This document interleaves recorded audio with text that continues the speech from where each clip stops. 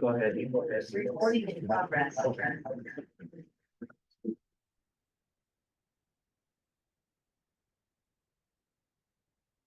Hi, everyone. It's good to see everyone online, and we have some people in the room, so mahalo for coming. So today is December 12th, and I'm going to ask Dr. Soma to read the vision and mission. Thank you, Soma. Early, Can you see my? oh. I'm hearing background. Early Learning Board vision, creating a sustainable early learning system that partners with families to ensure that every child is healthy, valued, and successful in school and life. And our mission is to support children's academic and lifelong well-being by directing and supporting the Executive Office on Early Learning for an effective, coordinated, high-quality early learning system from prenatal to kindergarten entry. Mahalo. Okay, let me get my act together here. So I always think I have it together and then, oh, I'm still looking for this. Okay. Mahalo. Okay, now we will start with announcements, and then I will do roll call. So for my voting board members, please think about a subcommittee you want to join. Right now, we just have two, so we don't have room for everyone on a subcommittee. But as time progresses, think about your strengths and what you might want to bring to one of our subcommittees, and we might be having more. Okay, I will start with the roll call. So Alana.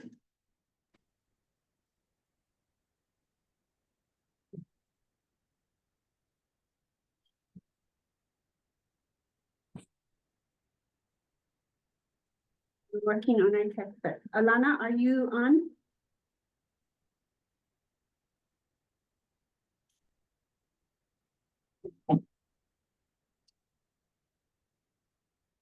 Here, Alana, I'll go on to Kauai. I here. Hello, Cheryl. I'm here. Thank you. Soma, Aye. Lindsay, Aye. Joni. Here. Stephanie is on her way to Disneyland with her family. I'm here. Non-voting members, Dana. Here. Hello, Rochelle. Here. Phil.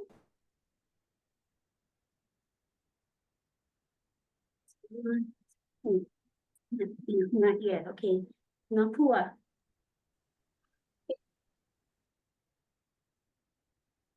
Pua on. Steve. Here. Okay. Napua, are you on? I heard kind of a blip. Was that you? Yes, I'm here. Can you hear Okay. me? Okay, now we hear you. And Matt? I'm here, thanks. No. Okay, so let me know if you guys see Phil, Dr. Phil turn up. Okay. Okay. Oh. So I didn't tell.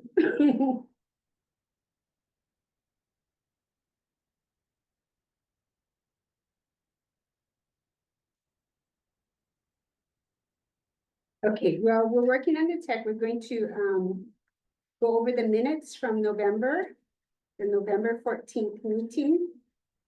So Tara, mahalo for doing the minutes. And are there any corrections or edits to the minutes from November?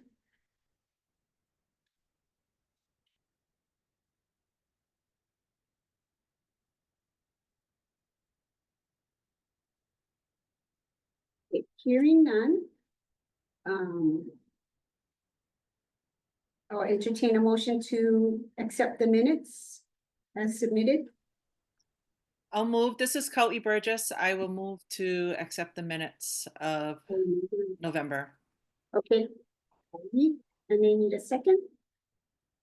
This is Soma. I I second the motion. Okay. We'll vote. Alana, did Alana come on? Yeah. Kauyi? We're voting on accepting the minutes. Yeah, I made a motion to accept it. Yeah, I mean- and Soma seconded. Yeah. So we're voting. Oh. Unless there's more, No, unless there are more edits or, I had no edits, okay, so I'll move to, yes, okay. accept it, the minutes for November. Cheryl? Oh, I'm here. Sorry about that. Technical issues. Voting, yeah, we're voting on accepting the minutes for Yes. November. Yes. Okay, Soma, Aye. Lindsay, Aye. Joni, Yes, approve. Aye. okay. Okay, and me. So right now we have 5 voting members present. And that's our quorum, so we're good. If anybody has to step off, any of the voting members have to step off, then I will have to step in as, to vote. On the vote, okay? But for now, we're good. Oh, Phil is here, okay. Thank you.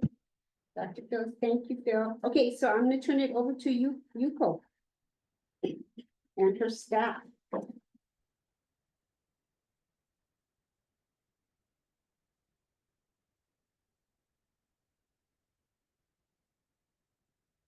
Everyone, happy afternoon.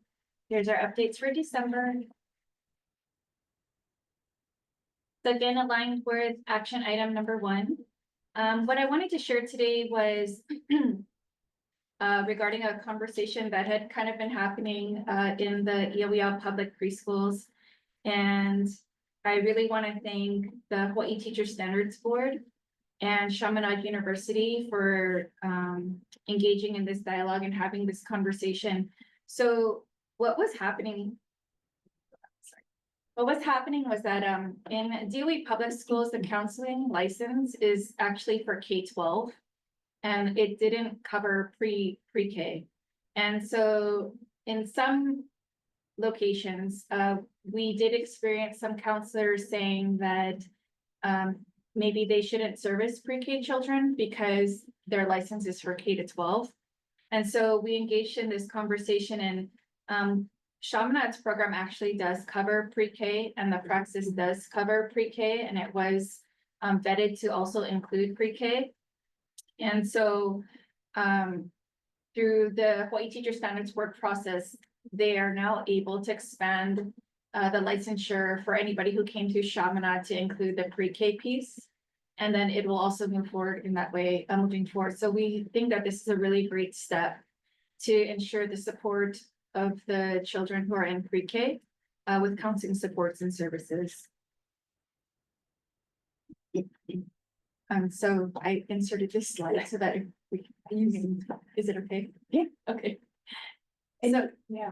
So this is a visual that you're going to see. I was working with Chair Yamashita to try to see how do we break up the presentation and also to remember to include any public comments. And so our presentation is actually broken up into many sections. And so you're going to see this popping up after every section as a visual reminder.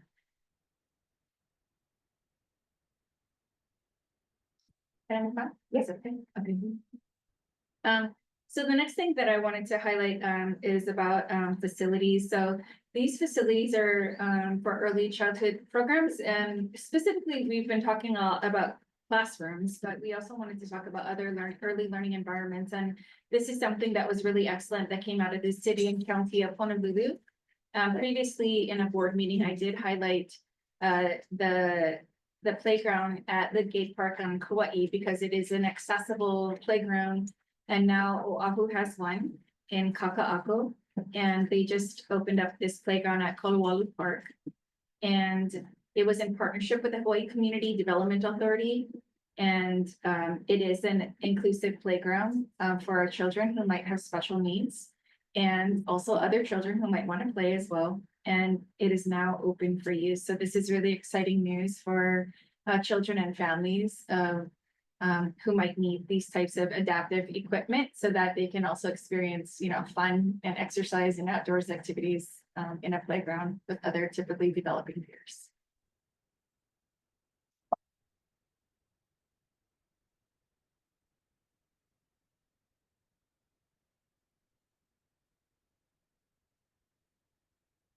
So for funding for the early care and education mixed delivery system. The one part about this is, last month we reported on the rapid survey.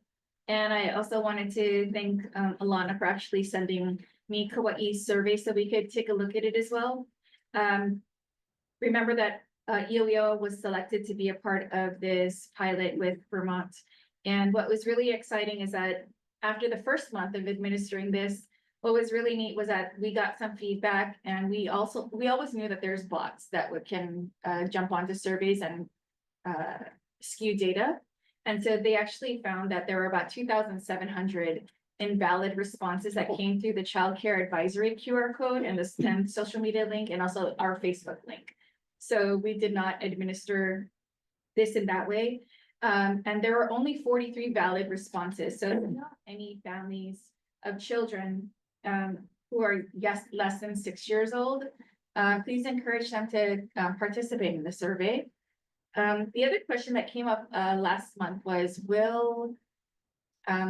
so let's say I took the survey in November, could I also take the same survey in December? So I cannot take the same initial survey in December, but because I participated in November, the rapid folks may invite me to participate in a December survey, January survey, February, March, and April for the duration of the pilot project, but those questions may be a little bit different than the initial survey. And so we just wanted to highlight that the December link is open. It is going to be open through the 16th. A couple of things that we did differently this month, in addition to not sending it mass to the child care advisory through PDF or their social media link, and also our social media link, was that Seisha, who's now on our team, faxed it to every public elementary school. We also faxed it to every WIC office. And so and we also sent it to our Department of Defense partners, who also shared it with the ASYMCA. And so those are some changes that we made this month in terms of survey administration. So we're eager to see what the outcomes of that might be. Every person who's on the board should have received this PDF to your email. And if you did not get it, please let me know and I can resend it to you again. And again, this is just to hear back from parents of children less than 6 years old. And we're hoping that this can help to inform and to gather a greater parent voice. So when we start to create our next state plan, maybe it can be represented in there as well. So Yuko, can I ask you a question? Yes. So each month the link will be different? Is that what it is? Yeah, The so QR will be different? yes, Okay. so that's a good question. So there's an initial survey for every person who has never taken the survey before. There's an initial survey, and every month we change that survey QR code. Okay.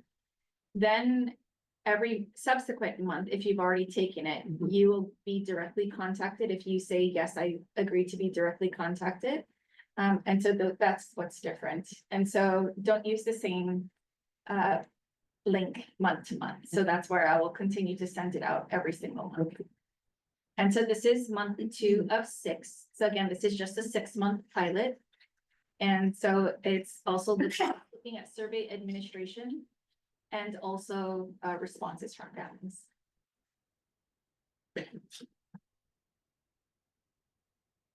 Going along with this funding for the early care and education system, the one thing that I did want to highlight right now is our budget update.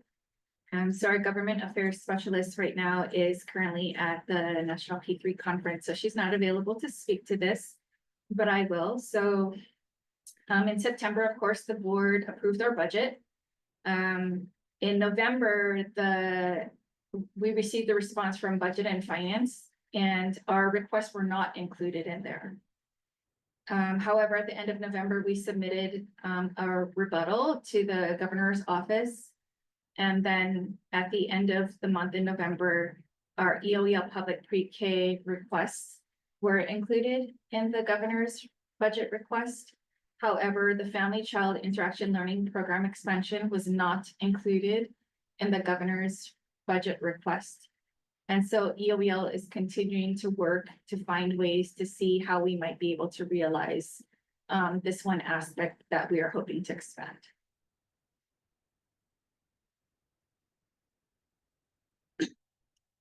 Another thing that you'll see if you take a look at the governor's budget request is this line about a ceiling, in a federal fund ceiling. And this is just strictly for the preschool development grant, to be able to receive the funds from the preschool development grant. But I also want to share that the grant is actually ends next year in December. So this will not be a line item under EOEL for a long duration of time, but this is what they've done right now.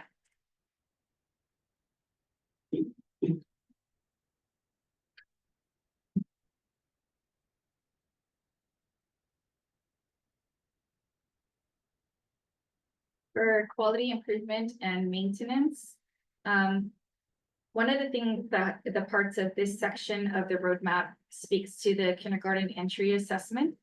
And at the Board of Education's meeting at the end of November, there was a report on the kindergarten entry assessment. And so you can just see right here that the comparison between the 2023 KEA and the 2024 KEA. One thing to remember is that these are not the same cohorts of children. These are new cohorts of children every single year. And so it's not necessarily an apples to apples conversation, but we can see that children are approaching generally overall as they enter kindergarten.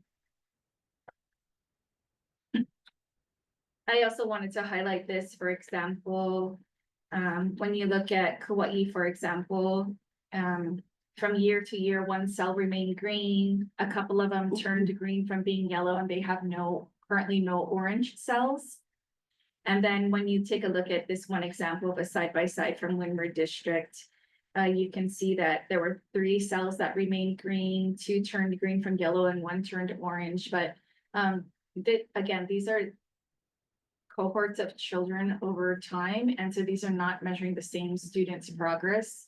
And each cohort of children come in with their own experiences of having or not having early learning experiences. So what we're doing is kind of taking a look at it to see what kind of trends we might be able to see.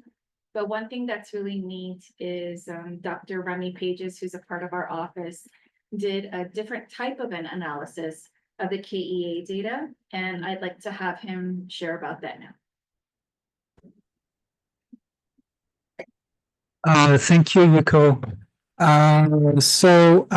Here I'd like to talk about this graph here, which displays the school level impacts of EOEL pre-K program on the KIA, the kindergarten entry assessment. So this is a school level analysis. So we just looked at the effect of schools that had implemented EOEL in the year prior to the kindergarten assessment. So year 22 and 23 for the KEA 23-24. That represents 188 schools. So for the year 22, we're talking about 43 schools having implemented EOEL, and for the year 23, 52 schools. So what we see here, what the graph displays is that across both school years, 23 and 24, consistent patterns, such that schools that have implemented the EOEL pre-K classrooms, they consistently reduce the proportion of their kindergartners in the least ready category, so the category emerging, and they increase the proportion in the highest readiness group, the demonstrating category. So those results are quite encouraging. given that, well, first of all, here the units is a percentage point changes. But if you prefer in effect size, the effect size are quite large, about 0.3. This is encouraging because the estimates are at the school level, so the sample size is relatively small, and so the estimations are somewhat imprecise. But more encouraging is the fact that the impact of EOEL here is most likely diluted by the fact that this is at the school level, right? So in kindergarten, the kindergarten population of the schools, while they might include EOEL preschoolers, they also include children that haven't attended the EOEL programs. So it is quite likely that, in fact, the impact might be larger than what we see here when we focus at the student level and when we estimate the impact of the program for the children that have participated in EOEL. So this is encouraging. This is the school level analysis. And that's it. So here, this reflects here the fact that the EOEL programs have been implemented in schools that have the most need. So in orange, you see the distribution of school level student characteristics for the schools that have implemented EOEL. So larger proportion of low ACF background, lesser proportion of students meeting or exceeding on the smarter balance assessments, and also a larger proportion of absenteeism in the schools overall, having that have implemented EOEL programs rather than not. So those schools then, this is reflecting the fact that EOEL focused to promote equity in schools where the challenges are greatest. Thank you. Thank you, Remy. Does anybody have any questions about Remy's report? I think there's a question in the chat from Rochelle. Listening the effect size based on if the schools are your program on the campus. Yes, rather than the cohort of students that participate in. Yes, that's right. So this is correct. So the Rochelle, the effect size is based on, it's a school level analysis. So it's the impact on whether the school had implemented EOEL contrasted to not.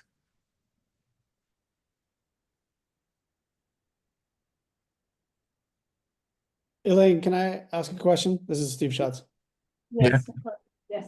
Hey, Remy, this is really cool and super encouraging. Is this, Right. maybe I missed it, but is this a summary? Is there like a more, is there a long version of this report somewhere that you might be able to share? Yeah, I've written a brief report on this. So That would be, well, whatever you have would be really interesting to I- look at. okay. Hi, Steve, I think that it might have gotten sent out. Did we send that out? Sure. Remy had written a brief. It was 3 pages. Did that get? I got it. Yeah. We can send it out though. Again, if you Okay, did yeah, not- apologies if I missed it, but either way, I'd love to take a deeper dive. Sure. Yep. Yeah. Thanks. And feel free to reach out to me if any of you are has questions, or I'm always happy to talk about this type of analysis. Thank you. Thanks. Thank you. We'd like to share some things about health, mental health, and nutrition. So is Mikako? Okay, yes. Hi. Aloha, this is Mikako, and I would like to provide an update on the Hawaii Dental Service Foundation grant project. With this project, we are developing educational materials and distributing dental care kits through the office's outreach events. For the project, we are focusing on dental decay prevention using a multi-generational approach.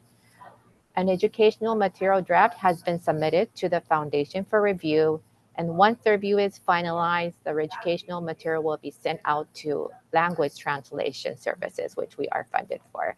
EOEL appreciates the HGS Foundation's support, and that is it for the HGS grant project update. Thank you. Thank you, Mikako. Ingrid? Well, everyone, it's good to be here this afternoon with you guys. So we give a quick update on the Head Start Collaboration Office. And as I mentioned at our last meeting, we were looking forward to the Hawaii Island partnership with the National Migrant Head Start, USDA, and our City and County of Hawaii partners on handing out the agricultural stipends to migrant farm workers. And I'm happy to say that went over well. We awarded over $390,000 to our farm working community there. And statewide to date, we've served over 2,100 farm workers across the state with a total distribution of 1.26 million handed out to these individuals. While we were there, we also were able to visit our PAC Head Start classroom at Prince Jonah Kalaniʻōleʻole High Elementary. That was a good time for us to kind of see how our Head Start programs are interacting there on the Big Island. Right now, we are currently in preliminary talks with National Migrant Head Start and the USDA on bringing the program to Kauai Island, the final island. We've been to Oahu, Maui, Molokai, Kauai Island. And we're in the talks to bring them there. We feel that there's also a great community of farmers that we could work with there. And you know, the purpose of this is really to kind of get a sense of our migrant communities and who we can service there. We offer, usually we allow program partners to come in during these events, whether it be early childhood education services that we can offer through our public pre-Ks, our Head Start programs, as well as food service programs that are serving those communities. And so it's a great event and outreach. So those of you who are on Kauai Island, we would love to you know, partner with you as we try to bring this program to that space. Yeah. So thank you.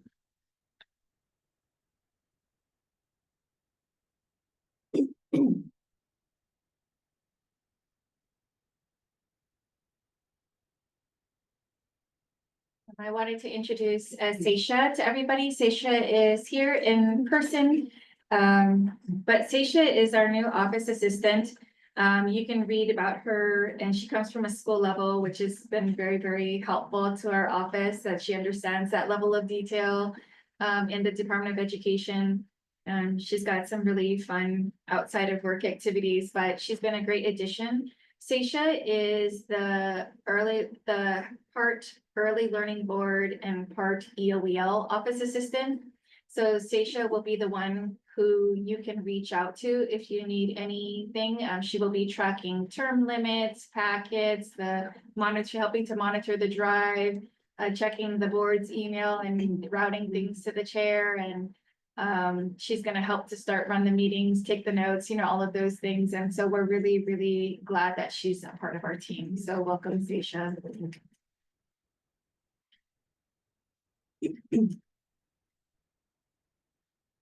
Mikako, would you like to speak to this too? Oh, yes. Hi again, this is Mikako. I would like to update the status of the Act 210 report. This report is to report on the progress of implementing the early care and education sector programs to the legislature. The report is due no later than 20 days prior to convening of the regular sessions and is a joint report by the EOEL and DHS. Our reporting partners include the DOE SPED and Migrant PK and the Hawaii State Public Charter School Commission. Next slide, please. A joint report by the EOEL and DHS submitted in August detailed the progress of implementing the early care and education sector programs. This report updates the August report. Currently, EOEL is working with partner agencies for the update. The work is ongoing, and DHS and EOEL appear to be on track to meet the submission by the deadline. This is it for the Act 210 reporting requirement update. Is next up. Thank you. Next, I would like to update the status of the NEAR report. This report is published by the National Institute for Early Education Research, NEAR. The NEAR report tracks state-funded preschool efforts annually since school year 2001 to 2002. The EOEL and the public charter preschool are working with NEAR on Hawaii's state-funded preschool report. This process usually starts in August and goes through April. The EOEL and public charter preschool submitted responses to the follow-up questions from NEAR in November, and we will continue to work with NEAR through the process. If you're interested in past year books, are available at the provided link over there. And this is it for the NEAR report update. Thank you. Thank you, Mikako. One thing I wanted to highlight about the NEAR report is that the questions, since I've been in this role, the questions don't necessarily remain exactly the same year to year. And sometimes they might be looking at different, I guess, aspects of public preschool programs. So I think that that's something that's new for me. And I just wanted to highlight that as well.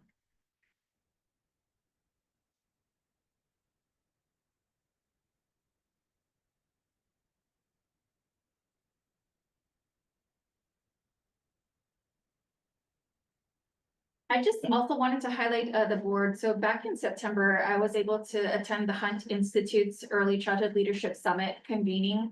This was my third time attending. The first time I attended with DHS and Department of Education. Last year, it was a very small group. It was just me, a senator, and a representative because a lot of the focus shifted to Maui last year. But this year, we had a big, robust team again, including the director of the Department of Human Services, Mayor Kawakami, Representative Nishimoto, Representative Woodson, myself, and Vivian Eto from ECAS. And you can see what the summit engages folks to participate in. Just for context, as a result of last year's Hunt Institute, that started the impetus for the fiscal map that we're actually in the process of doing. Now, last year, a representative participated in a children's funding project fiscal map conversation and kind of told me, I think we really need this for Hawaii. And so that's what started the ball rolling. And so a lot of things and ideas begin at Hunt, and it also did continue this year. And so when you sit on your table teams, there's a lot of conversation. They present a lot of data on each state. They ask people to dialogue about what they think is important, what are some things that they'd like people to work on. And this is what came from our session this last year. And so one of them that kind of came out, because what was interesting, nationally, people are looking at county work. So counties are a huge focus nationwide. And so one of the things that came out of this work was to create a state-county relationship profile by June to support the work of a state-county partnership to meet the needs of children, families, and communities. Some things that were mentioned is trying to be very clear on what is the role of the state and what is the role of the county, and then also how do we work together. A second part is to complete that fiscal map that we're working on and to use that to update our early childhood state plan, which we do intend to do. So the fiscal map is still moving along. We had originally hoped to finish that at the end of December, but there's been some really great dialogue happening between the Children's Funding Project and different departments.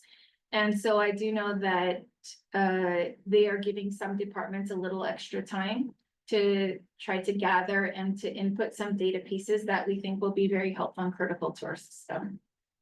And the last one is to identify funding sources and strategies to leverage the need to support recruitment, retention, and compensation of the early childhood workforce. So this came out specifically from a representative who said that this has always been a hot topic. It comes up year after year, but I think it sounds like they are looking for very specific information rather than just the overall like concept. So they believe in it.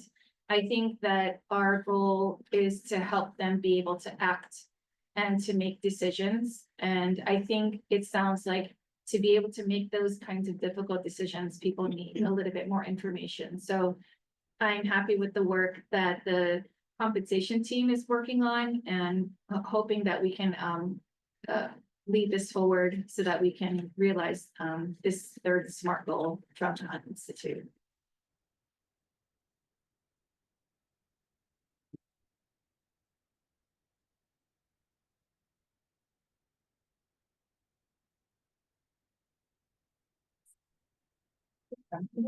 Your office. There was already, sorry, I need to make a correction, you know, on the agenda, it says Head Start Collaboration Office update.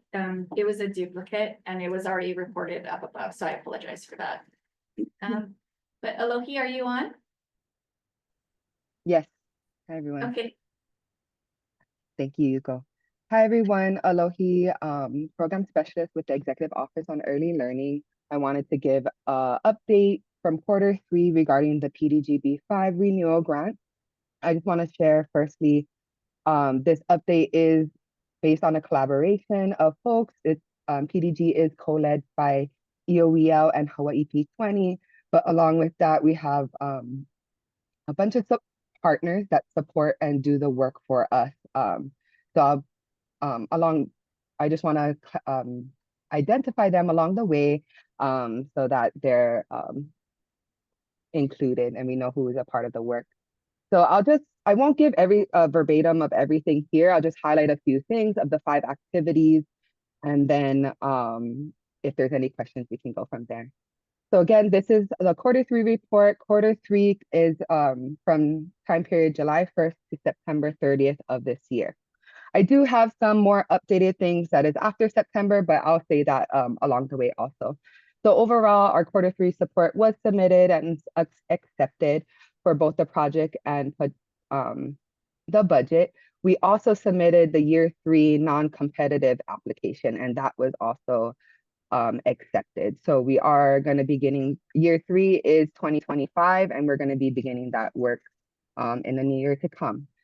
But for the first activity, which is the comprehensive needs assessment, we have both tasks of the comprehensive needs assessment report and the early child data governance feasibility study ongoing. There's been lots of flurry of work, and so thank you to everyone who may have participated, especially in the surveys, focus groups, and or interviews, a part of the comprehensive needs assessment, and our vendors that really teamed up to work around that was Ward Research and HCAN. For updating the state plan, which is activity 2, we were able to do a few things such as conduct focus groups of those heavily involved in the implementation of the past strategic plan, so that we can gather information and bring lessons learned into the next state planning process about the last engagement and see how we can better that. We also were able to post the proposals for the vendor to help us create the next early childhood state plan and implementation plan. So we hope next steps is to select a vendor and make that announcement. For activity 3, we have a few of activities that are ongoing, such as the Embracing Your Journey workshop, Parent Leadership Training Institute, and the evaluation of the pilot project, along with our county awards and our statewide media campaign. So there's all those tasks that are ongoing. We were able to support back in October 2 provider conferences with partners in various ways. And so that was executed in October. So thank you to everyone who supported in that. It really took a lot of partners to put that together. I do want to highlight that we were able to soft launch our PDGB-5 website. It's www.pdghawaii.org. This is where we aim to share to the public our goals and some of the opportunities available with PDGB-5 in Hawaii. It's also a great way to see the archival material of how PDG evolved in Hawaii over time from back in 2018 to now. So there has been different iterations of PDG grant, and we were able to, great place to archive the material and the work that is going on so that we can be able to sustain it. Next slide, please.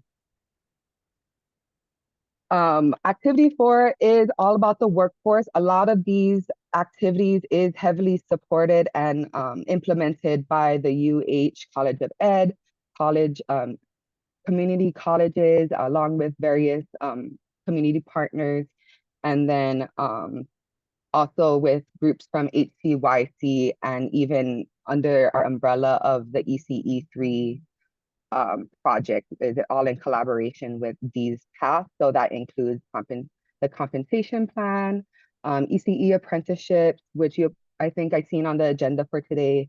So you'll learn more about that. There's student ambassador program, increased pathways work, and just work to with curriculum refinement within our College of Education. Next slide, please. For activity 5 is all around program quality improvement. Again, this is implemented by our partners that heavily support activity 4. So this includes exploring the continuous and quality improvement technical assistance system here in Hawaii. And then also class observation baseline study. We're in the phase 2 of that, of looking at specific domains and observations that correlate with that. And then transition support. So we plan to host transition summits in this coming winter or into 2025. And then activity 6 is around expanding access and enhancing quality. So this includes, like last month, PAC was able to share about HELP, which is expansion of their shared services. We also have been supporting developmental screening, and then also accreditation support through NECPA. We're still finalizing those agreements, but we're still hoping we can support that in that way, because there's a lot of initiatives going on in that. And so this is a way we're kind of partnering. And then also a big one for us is a second round of a request for applications. We're posted for infant toddler care contracted seats.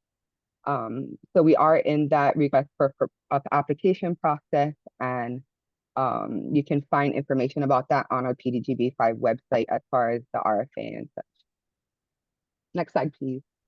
I that's a duplicate. So lastly, our bonus activity, which is our wage compensation opportunity. So you'll see a breakdown of our request for application that we were able to do the last quarter and how much money we were able to share, breakdown by county and providers. And so this was really modeled after the Child Care Stabilization Grant, but for folks that didn't necessarily qualify.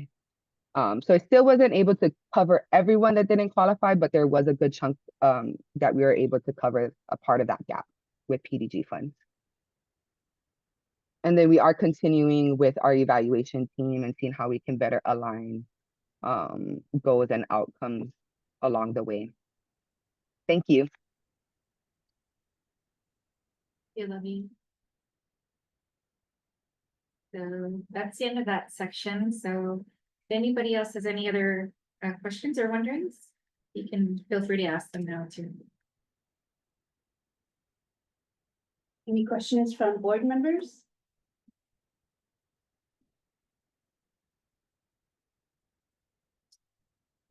See anything in the chat from the public? So thank you, Nicole and the team. And we're gonna turn it over to Terry and Mel and Carolyn. There you are.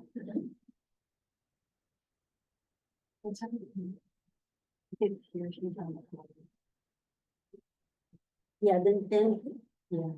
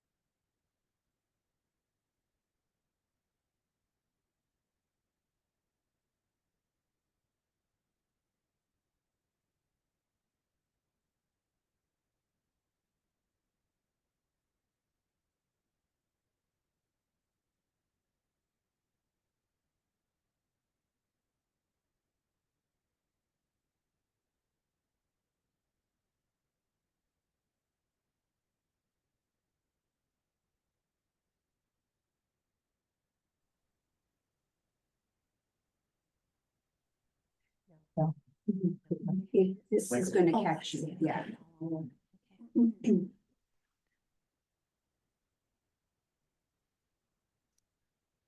Thank you so much for your patience. Terry Locke from UH. Is that okay? If there's an echo there. Carrie, you need to mute your computer. Yeah.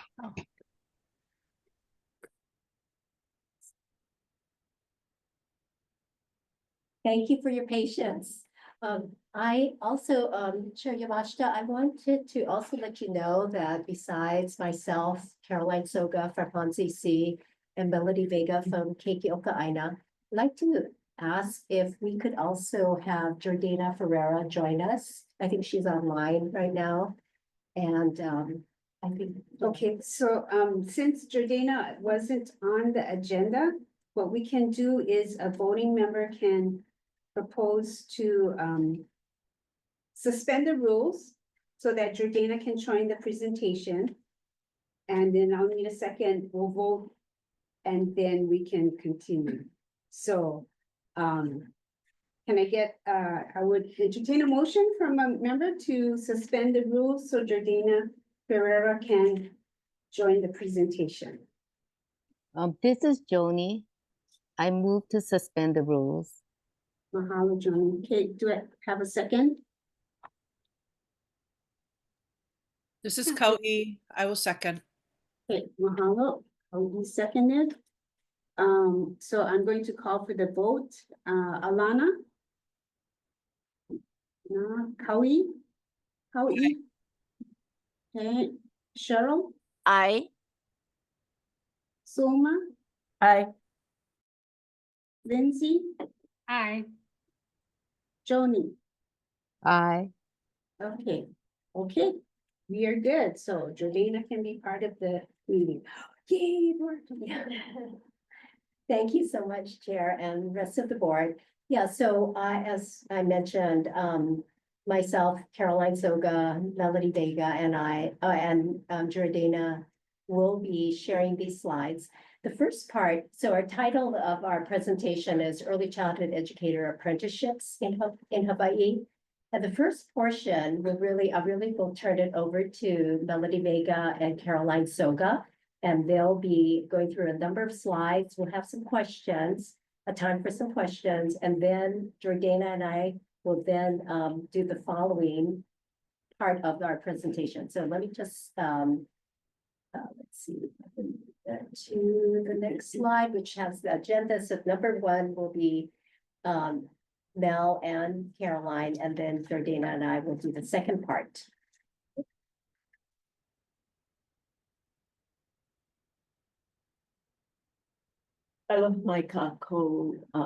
My name is Melody Vega, and I oversee the programs, the early childhood programs with Keikioka Aina Family Learning Centers. And just a really brief introduction of Keikioka Aina. Keikioka Aina is a Native Hawaiian nonprofit organization. About 70% of the organization is early childhood education. Our mission is to educate children, strengthen families, enrich communities, and perpetuate culture. For the last 10 years, we've been working with workforce development on the wide range of programs that we have there, which runs from unregulated programs like parent education and family-child interaction learning, all the way to regulated programs like preschool and infant toddler childcare. So most recently, we decided to formalize the workforce development program, and we, within the last year, became a registered early childhood apprenticeship program. What that means is that we apply to the Department of Labor and Industrial Relations to, we had to partner with a higher education institution. So that was our partner is Honolulu Community College.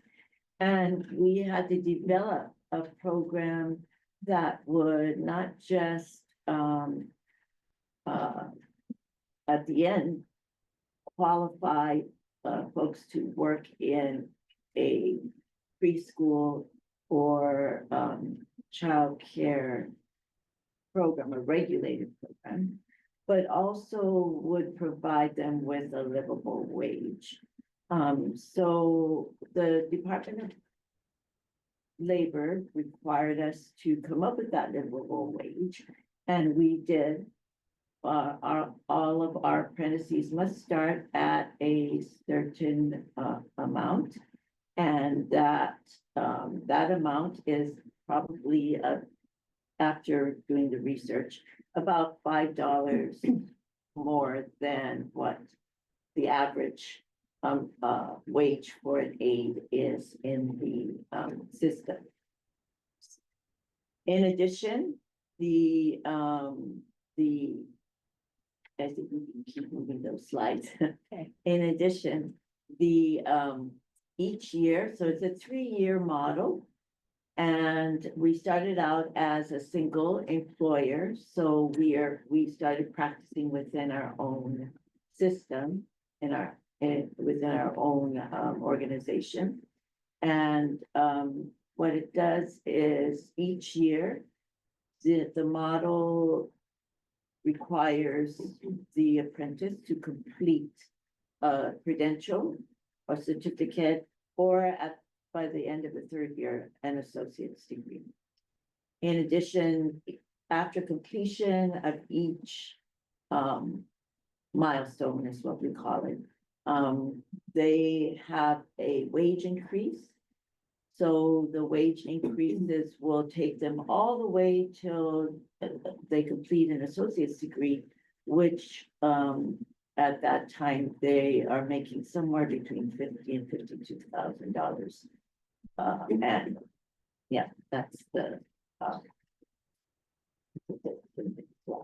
wage scales, you can show the wage scale. Okay, yeah.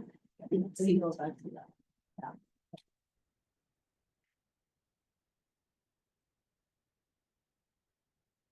There we go. Okay.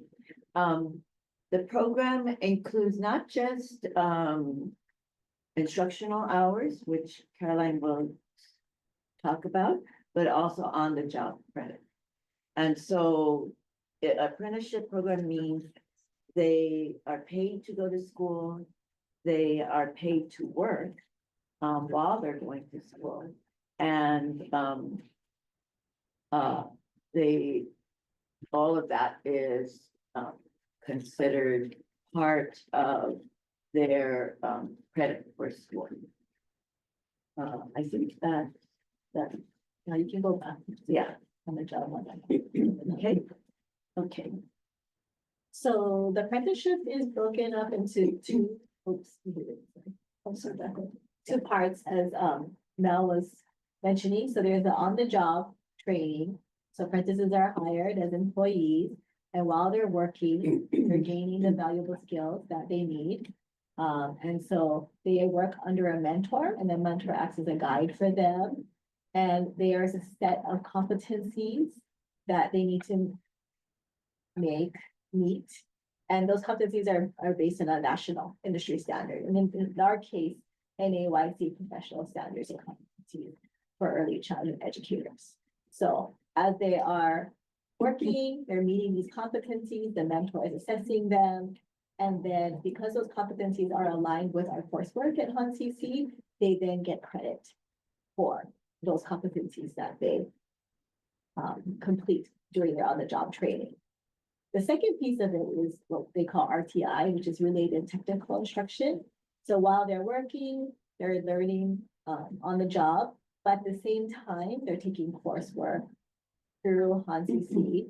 And that coursework just kind of solidifies their knowledge, gives them some theoretical knowledge, as well as practical knowledge to make all of the standards that are part of the professional competencies. A little bit about the mentor. Oh no, more about us as a partner, sorry. So we are the higher education partner. We provide the related technical instruction coursework. We also provide mentoring support. So all of the mentors, which we'll talk a little bit about later, we provide a weekly mentor support because many of them have never had formalized training on what it means to be a mentor.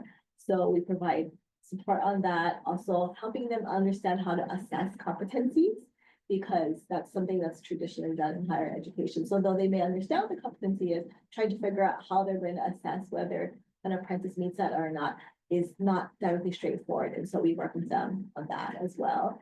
And then we can provide wraparound services for the student because the apprentice is enrolled formally as a student. And so then they can get counseling, advising, we can do laptop loaning, we can help with financial aid, food assistance, bus pass, childcare, all of that. That's like the benefit of having the apprentice be officially enrolled as a student in the UH system. A little bit about the mentors.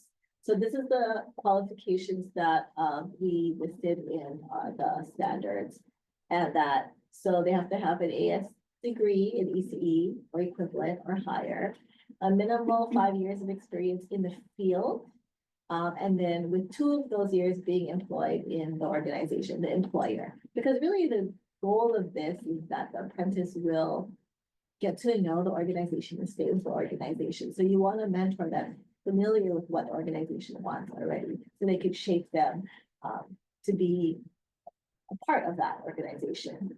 And they have to complete a mentorship training program. And so there's no formal mentorship training program, but we did pilot something 2 years ago using a grant fund that we had. And this year we're doing it again using PDG funds. And many people have told us that it's just really helpful. It gives mentors opportunities to talk to other mentors about challenges or concerns they have around mentoring, while also kind of building a framework of what types of competencies a mentor should have before taking on an apprentice. So we have been able to build that. And sorry, go back a little bit. Just really quickly, you know, the role of the mentor is that they are just assuring that the apprentices meet the other job training competencies by providing them opportunities to practice experiences, and then they also dialogue a lot with them, do reflective supervision with them, and then they're the ones for assessing them. So mentors are that's not really their official job. They're usually something else in the organization. They're a teacher, coach, a director. So they're taking on this additional responsibility. And so we've been lucky enough through other grants right now to get incentives for that. But just something to recognize is that that's not formally their title. And so there's different types of apprenticeship models. I'm just going to talk a little bit about this particular one is that we are competency based. What that means is that even though there's an allocated schedule of approximately how much time it will take to meet each competency, and there's like a minimum frame there, it's really about when they actually meet the competency and when they meet all the competencies that gets them to each particular milestone. And then, as I mentioned, at the same time, they're taking coursework. There's a schedule for that well laid out. And how they are assessing them is also written in the standards. It can be interview, it could be observation, it could be portfolio based. The program length is 1 to 3 years, depending on which milestone you're going to be completing. So the first milestone, you get a national credential, CDA. The second year, you get certificate of achievement in early education, and the third year, you get an associate's degree in EC. And then that was just the wage progression that Mel showed. So in apprenticeship, every time you meet a milestone, you get a wage increase. And so that just shows that wage increase. Any questions? Yeah. It is so great to have that wage scale. So that funding though, is that from PDG or is that from your own POCA's budget? So, yes, it is a model that COCA developed, the wage increase. It was not, we're required to show wage increases in the model, but we came up with those ourselves and we paid for those ourselves. Yeah. So I think for the board, the challenge is to we need to start understanding that here's COCA is able to do this, but maybe a small private early childhood program isn't able to offer that kind of wage with the tuition that they currently are charging families. So that's kind of in the policy arena, what we need to be aware of and look at. And the other question I had was about some of it is PDG supported. And as we heard Alohi say, PDG is done at the end of next year. So can you review again which ones, what services are PDG supported? Because then I think then we can start thinking of how do we ask for more funding to support that kind of initiative. So On our end, at the Han CCM, what's supported by PDG right now is the mentor support group that I mentioned. Also, mostly all the work that I'm doing as part of supporting the apprenticeship in terms of like determining, like building the competencies, helping the mentors understand the competencies, how to assess that. That's all being supported by PG, as well as incentive stipends for mentors to take on an apprentice, and an incentive stipend for an apprentice to join in, and an incentive stipend for an employer to come in. So those are the things that on our end right now that's being sponsored by PG. So that's really important for us to know that there is some groundwork that is being laid that can be used as we go forward. But when I hear incentives, when I hear, the compensation, we have to think about how is this going to be funded equitably for other programs. So that's what I want you guys, my board, to be aware of. Are there any other questions from the board? This is Joni. I have a question. Besides Keiki Aina, are there other preschools that you've partnered with? So, most recently, we applied to be a multi-site employer, and we just received notice of approval today, actually. And Hawaii Island, there's 3 schools in Hawaii Island that will be participating in the program in the next semester. And they're under your Model, yes. under Keiki Aina model, so, okay. So I want to clarify that right now, Keiki Aina is our only ECE registered apprenticeship program with the Department of Labor and Industrial Relations. But what Mel mentioned, now they have the ability to also help other programs. So that's something we didn't really necessarily include in today's presentation, but we could in the future. So that's helpful because in it's possible statewide, yes. So the mentors are Keiki Aina's employees? Or No, not necessarily? Mentor has to be employed by the school that the apprentice works at. So in the COCA model right now, yes, they're at COCA. Yes. But when Hawaii Island starts to have their programs join, those mentors will come from those programs. Okay, thank you. Sorry, there are other models for that as well, but that's currently the model that we're using. So next, Let me ask, if there's any more questions? okay, go ahead. Are there any other questions from the board? I'm gonna keep the public comments to the end of the whole presentation. So if no more questions from the board, then Terry and Sydney. So I want to say that this is a segue to what Elaine has already brought up. I'm going to be presenting how through apprenticeship, that apprenticeships. So let me say this again, the title of this portion is Apprenticeship as a Compensation Strategy. So let me share that these slides, and Jordana will be joining me. And because we didn't necessarily rehearse, she might just join me whenever she can. So first of all, many of you know that in October of 2022, through the UH College of Education, we had been working with RAND Corporation to do a study on early childhood educators in Hawaii, specifically around compensation, working conditions, and professional advancement. That report can be accessed through RAND Corporation themselves or on the website, the ECE3 website.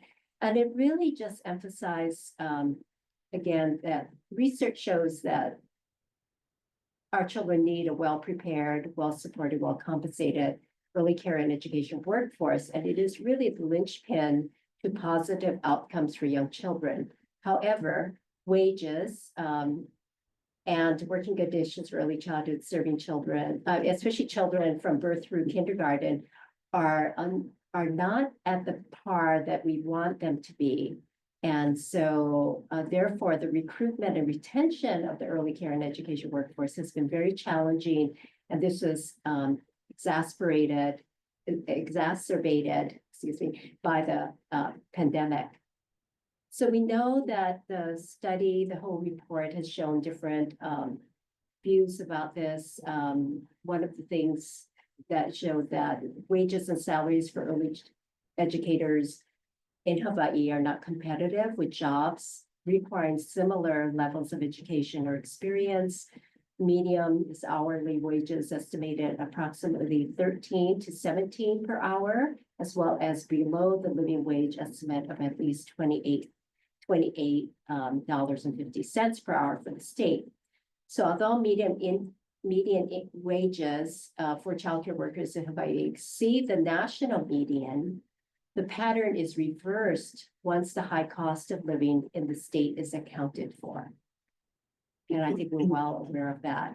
So the report then, besides the data that was collected, the RAND Corporation also provided a roadmap for us to follow. And the roadmap is divided into two major phases. The first phase is to stabilize the ECE workforce. The second phase is to sustain the workforce. So we're still in the stabilizing phase, the blue phase. So we need to get rounds of wage supplements to our workforce. We've shown the evidence of that, the importance of that when there was some federal dollars. But we really can't continue, that's not continuing. We need to also look at ways for our workforce to get benefits and better working conditions. I heard Nico talk about a salary scale, so piloting a salary scale, expanding apprenticeships, and then the kind of funding. So I'm just looking at that first phase. And certainly if you want to know more about this report or the roadmap, please let me know and contact me about that. But what I do want to say is in the last few years, there've been growing number of the workforce and also businesses and many constituents in our communities who've been advocating for legislative bills for wage supplements. Unfortunately, this did not pass. But we want to be hopeful that we will continue to advocate and we will continue to do that. Also in light of our apprenticeship program through COCA, this past year, there's been hosted community sessions, and we've received feedback from early learning providers on barriers to participate in the apprenticeship program. So there's interest in the program. It's just there's financial barriers primarily to participate. So what we want to talk about, Jordana and I would like to, and Jordana, if you want to jump in anytime, feel free. Because it was really through Jordana's efforts where she was able to hear from early learning providers through these community sessions. So Jordana, do you want to say anything more about that? Sure. Hi, everyone. Jordana, the Early Childhood Resource Coordinator with Visiting County of Honolulu.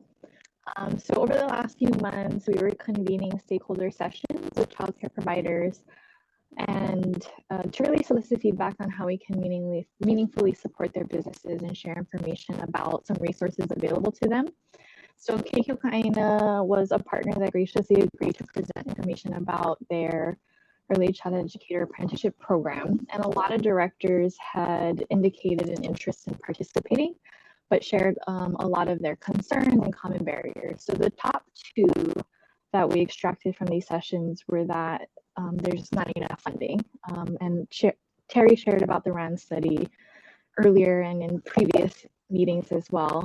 But we know that wages are about $14 to $17 an hour for the average childcare worker here in Hawaii. And so they're not able to really pay existing staff at the rate that's required for apprentices. So that's a big concern. And then of course, the second is aligning with that, the equity issues, right? So a lot of concerns were, if we're paying our apprentices this higher level, we want to make sure that we're able to pay staff because our existing staff either already have those qualifications, have higher qualifications, or more expertise. So really accessing funds for wages is a really big issue into participation for. So the intention behind this bill was really to incentivize participation in the apprenticeship program by providing some funding opportunities that address the main barriers for the feedback we've received directly from providers. And so the ultimate goal of the bill is to establish a program that would increase both the number of employers who participate in the apprenticeship as well as increasing the number of apprentices participating in the program. So the end goal is really to recruit more individuals into the field, knowing that we're going to need more folks enter the workforce if we really want to hit our expansion goals, and then also to support upskilling individuals who are already in the field and willing to advance. So it's a multi-pronged approach to address wages comprehensively, but it's also a recruitment and retention strategy as well.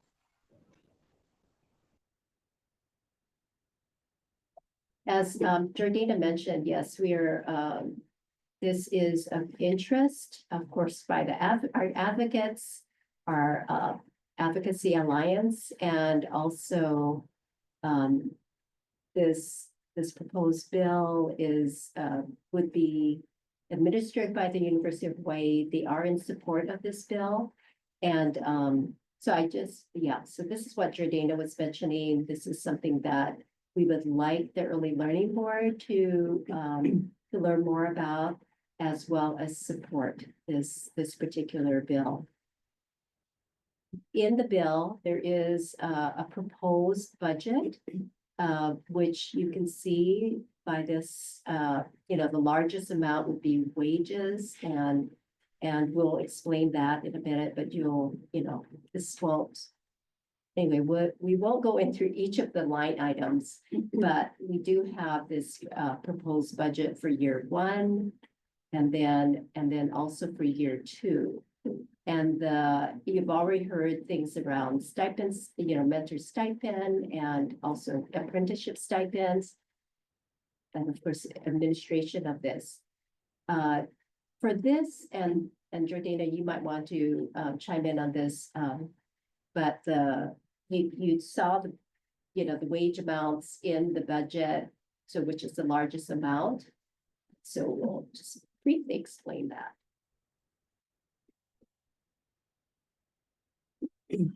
So the wages were determined using workforce data currently. So we worked with Patch to determine what that might be, and also loosely based it on ratio sizes. And so we projected that it would boost the wages of around 580 existing childcare workers. And we also used the RAND study findings as a baseline, so the $14 to $17 an hour, and then increasing wages to the third tier level of payment according to the apprenticeship program. So that's how we calculated the budget projections for the wage piece specifically. And just overall, this grant program will recruit about 25 apprentices each year. We'll upscale nearly 300 existing center-based and 25 home-based providers, and would increase wages by 54 to 79% to meet federal requirements. So this is right now what we what we can share today about the proposed bill. But if you have any questions for Jordana and I about it, we're here to answer the best we can. Terry, can you go back to that last slide? Can you explain, there's recruit 25 apprentices, but it'll affect Yes. 300, can you explain how that works? The 300 existing staff and 25 providers, yeah. So, you heard when Mel was sharing about the COCA apprenticeship program. They're starting apprentices at $17 to $19 an hour. And what we'd like to do is continue that, but we'll also like to use that as a way to increase the wages of the rest of the staff that are participating in our apprenticeship program. So we want to be able to keep those, retain those staff. And so that was what the way Jordana mentioned about the budget projection was determined. So this is the higher amount of the wages on the top. It would be the wages for, it includes the wages for the center staff and home-based providers. So that everyone gets a boost in wages, not just our, not only the apprentices. Okay, Yes. got it. And then the CC stipend, is that community Yeah, so that's college? community college stipend as we expand. Right now, as we mentioned, we started with HANCC. HANCC will continue, and then as we expand to Hawaii Island, Hawaii Community College is also our next community college that will be participating in this, in our expansion efforts. I also want to say that we spent some time through the ECE3 grant, sending people to a national conference in California, teams of folks. So folks from program coordinators from the community colleges, as well county coordinators, EOEL was able to attend those conferences. So we're trying to also really create a learning community in our own state.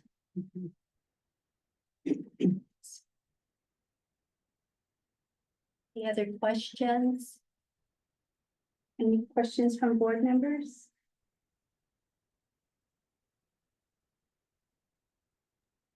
Hi, this is Lindsay. I think this all sounds really great. Thank you so much for your work on this important issue.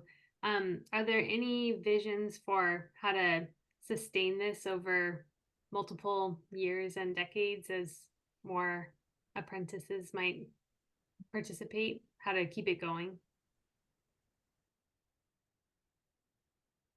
Well, I would love to have the answer to that question. Let's see. It's an important one to ask because what we're saying is young children are so vital to our society and really the foundation of our lives. And we need to really think about more investments. We've been underinvesting as a nation, underinvesting as a state. And so there are a number of states that have moved forward, Vermont being one. They got an infusion of resources, last year in their state legislature, New Mexico, DC has started a compensation strategy that after 8 years of advocacy, finally got one several years ago. So we think it's going to happen, but we really need everyone's effort to help do that and to really educate our public, educate our policymakers, and certainly we appreciate that question because we do want to see this be sustained. And Jordana has a comment in the chat. So the bill is intended to be introduced as a state bill with an appropriation request. If it passes, then the long-term vision would be for the program to be placed under UH and eventually in the state budget in the next bienniums. Thank you. Thanks, Jordana. Thank you, Jordana. Any other questions from the board?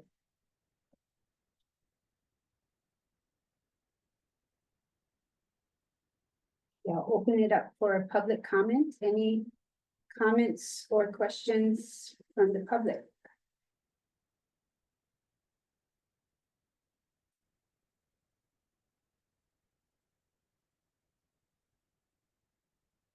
Hearing none.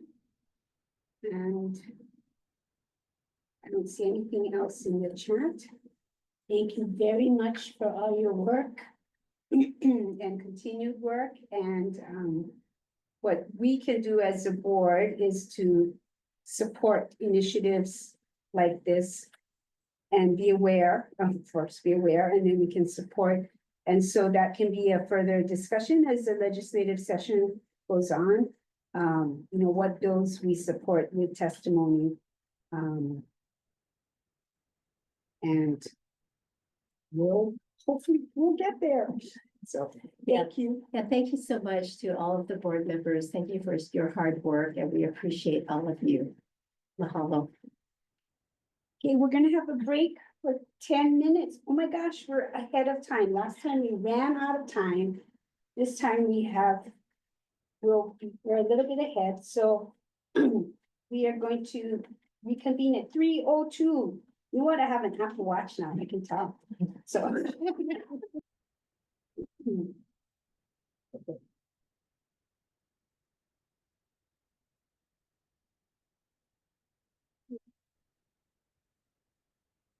We're back.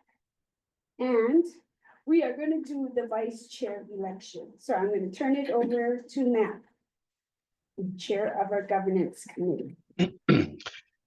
Thanks, Elaine. So we had nominations for an opening for nominations in October. Nomination window closed on October 25th. We have one candidate, and I reached out to the candidate and they accepted the nomination. So our candidate for vice chair is not here at the moment. It's Stephanie Shipton. So as a reminder, all current voting early learning board members who are present at today's meeting are eligible to cast a vote. And I will be sending an email shortly to your email addresses. If you can, please reply, do not reply all, and then cast your ballot in the email, the lower email where Stephanie Shipton's name is. So let me send that and go and it has been sent. But please cast your votes.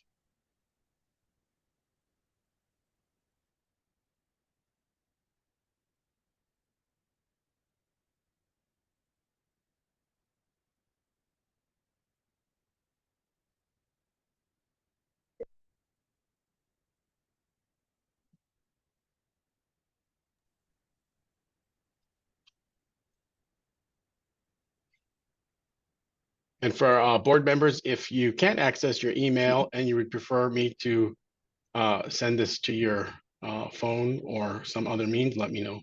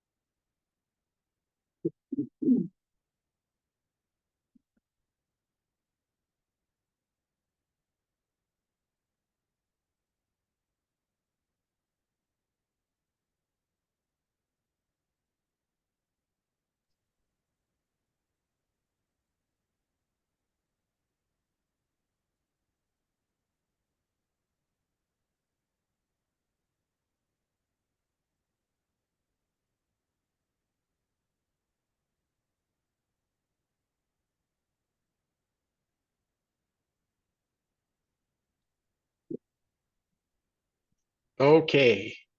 Out of the 6 ballots, all 6 are yes for Stephanie as the vice chair. And vice chair. Okay. Thank you. Thank you, everybody. Yay. And Okay. now, yes, now available for public comment. Public comment. Any comments? Okay, I'm gonna go on. And then this is about the legislative matters. So Matt, I'm gonna. Okay, that's me also. Yeah. All right, so we received a question proposing a standing committee for legislative matters. And so we discussed how the board would respond to a bill, et cetera, et cetera. But we also reached out to the Deputy Attorney General to find out information about permissible interaction groups, standing subcommittees, and sunshine law. So what we found out is if the board is to be involved in discussions and decision makings, those discussions are subject to sunshine law and need to be conducted publicly with the usual notice requirements, et cetera. Permissible interaction groups, which includes our standing committees, are not subject to sunshine law. So where a quick turnaround is required, the permissible interaction group or standing committee should be given authority to act without the involvement of the full board, and the committee can report their actions to the full board at the next board meeting. Yeah, and we discussed how it had been handled in the past, right? And yes, and government affairs specialist and the chair would meet weekly during session to discuss things. And I believe the outcome was that we decided to continue with that practice. Yeah, so and then ultimately, if needed,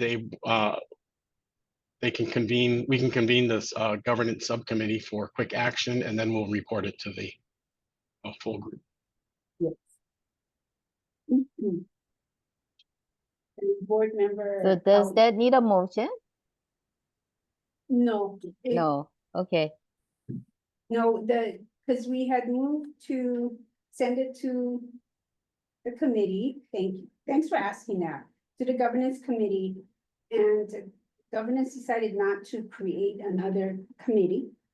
But the practice that has been followed in the past of handling legislative matters, and that's why later we're gonna vote on the framework for legislative priorities, so that we're all clear on what our priorities are.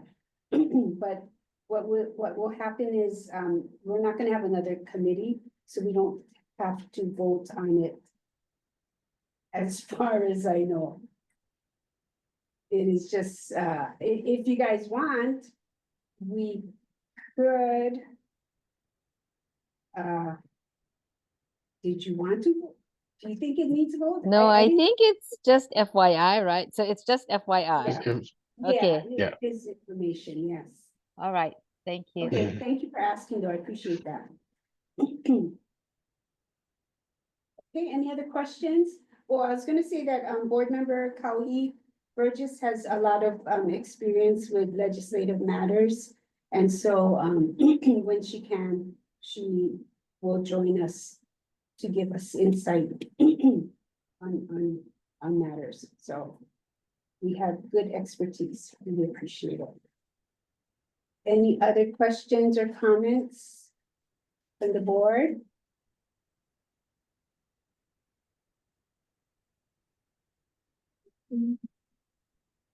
So any questions or comments from the public?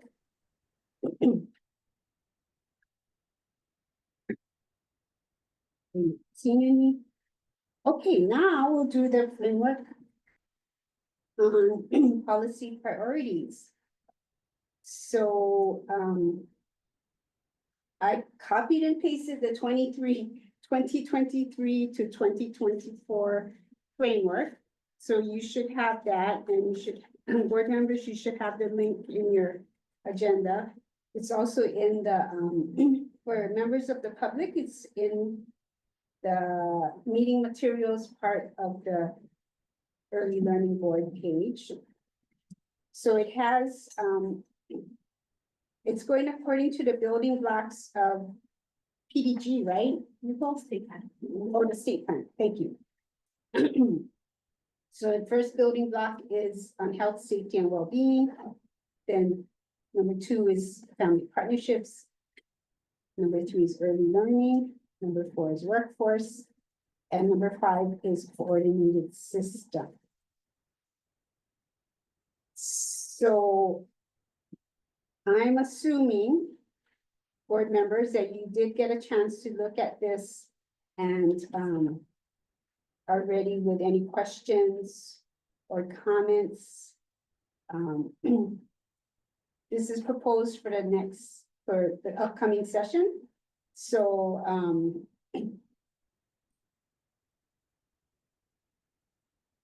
any comments, questions, anything missing, anything that should be struck?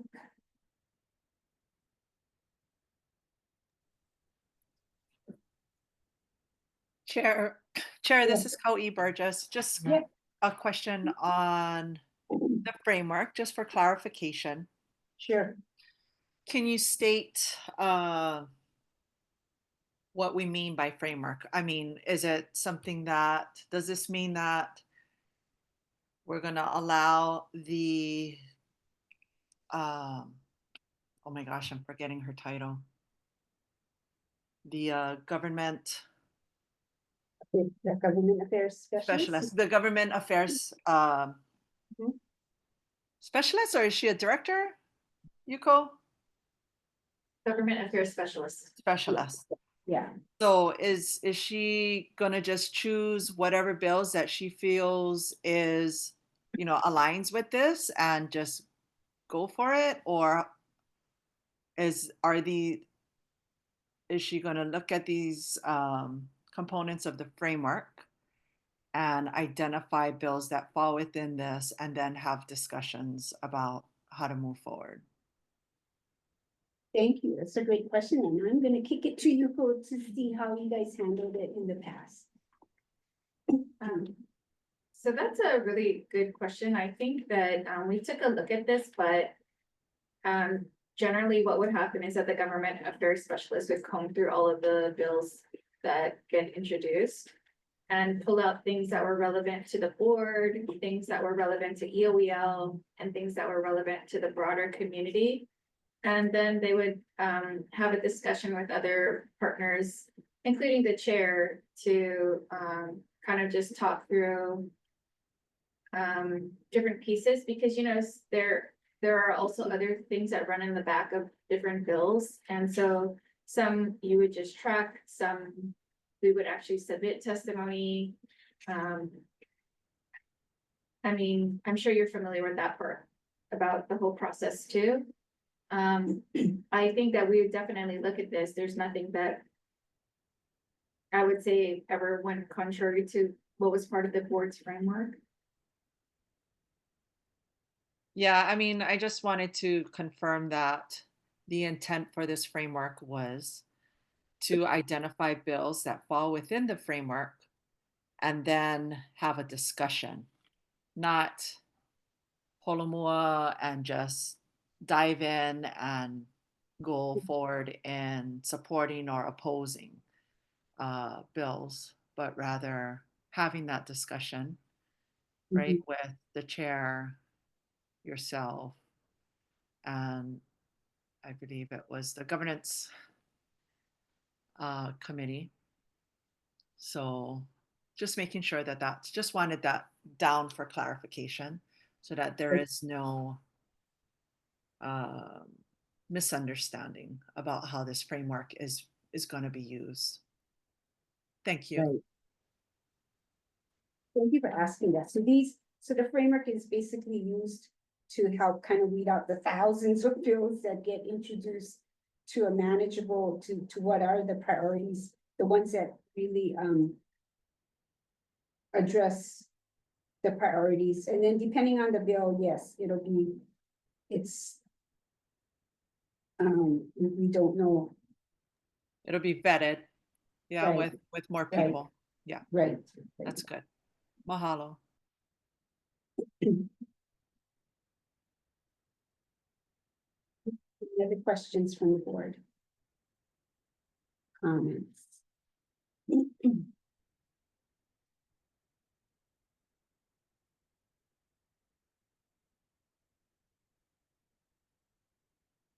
your team have any, was there anything that stood out to you that needed to be changed, or it was this framework will work?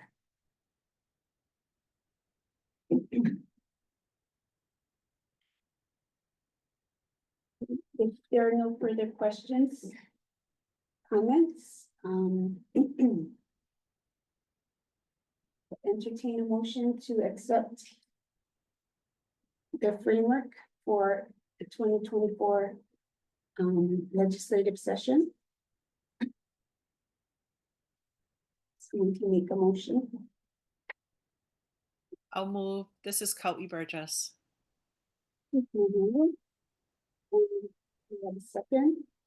This is Lindsay, I'll second. Lindsay, Howell. Before we vote, any other comments, discussion, questions from the board? Okay, we will vote. So Kauai, Yes, Kako. Gerald, Yes, I. Suma, Aye. Lindsay, Aye. Joni. Aye. Okay, so that passes. Mahalo. Okay, next item on the agenda. Oh, yes, we have, oops.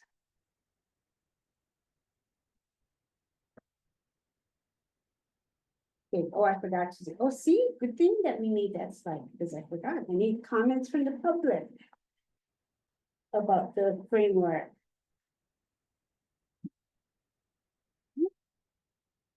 Okay, we'll go on. So this is an update on the Family Council, which came up a couple of meetings ago. And we have been advised that the statutes do not give either the board or EOEL the power to create an attached entity such as a family council. And that was kind of the specific language that was in the executive director's leadership criteria from the previous, that was developed by the previous board. And so UCO was acting on that and working on implementing. But, and as we heard in the last meeting, we are getting feedback from families via the rapid survey from county, the county coordinators are sending out surveys. We also don't want to create survey fatigue in families, as everybody wants to survey everybody. So because the criteria, the leadership criteria, that is the next agenda item, will have to be amended, because we can't do the family council. But EOEL can compile a list of existing groups that can be tapped for feedback when needed. And also we can include these initiatives like the rapid survey and the county coordinator survey, so that we have the overall view of what is happening in the state as far as getting feedback from families. Another option is a subcommittee of the board rather than a council. Personally, a family, a committee, a subcommittee, and the intent would be to have family members on this committee to give feedback. But knowing how busy the parents of young children are, okay, so this is my personal opinion. I feel like getting feedback and tapping on existing groups within the community when the board needs feedback or when EOEL needs feedback from families on specific issues, let's look at that list that was compiled, work with partners to see, can we ask your families this specific question? So it's not, so their time is well used. That's my personal preference. Also, I'm like, another committee, I don't know, it's a lot, and it would be a lot of work on the committee members, but I'm not sure what the work is at this point. So anyway, that's my blah, blah, blah, blah. I'm going to ask for any feedback or comments. The questions on this update.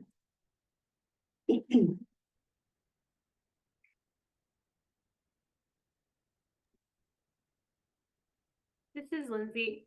I agree with you, Chair. I think having certain situations where we ask a specific question would be more helpful and probably better for families. Thank you. Thanks for that feedback.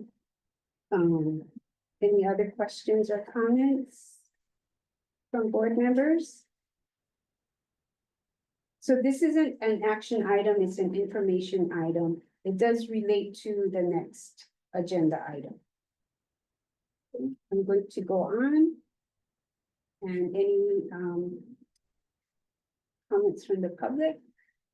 If any of you see something in the chat and I'm not seeing it, let me know, okay? If you're not seeing anything, we'll go on to the next item, which is back to Matt again. Chair, I have a question. Sorry. Oh, sure. I didn't press my button soon enough. Okay. I just wanted to confirm that this, I guess, what is it, a mandate or whatever it is? This statement here that the ELB or the EOEL does not have power to create an attached entity. So that's only as it relates to formal entities, right? I mean, that's totally understandable. What about informal?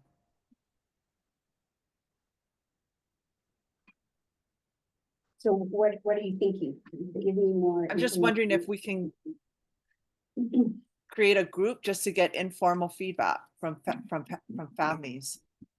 Like how we're informally getting, I mean, we're doing surveys, right? Certainly it's not a council, but I'm just wondering if it's okay to get informal feedback. Chair, I think it's, this is Matt. This is Matt. So Kawi, that's a great idea, which I think is what the list is to be, an informal list, because the intent of the board previously for the parent council was to have this actually formal council with roles, responsibilities, and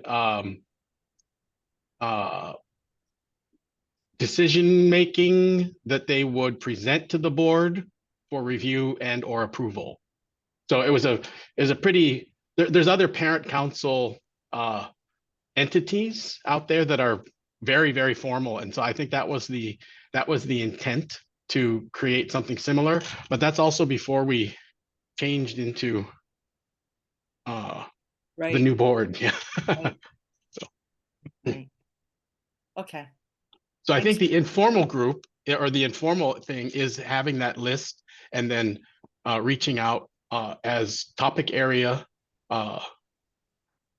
And then trying to, gain information and feedback on different things from groups, respective and relevant groups.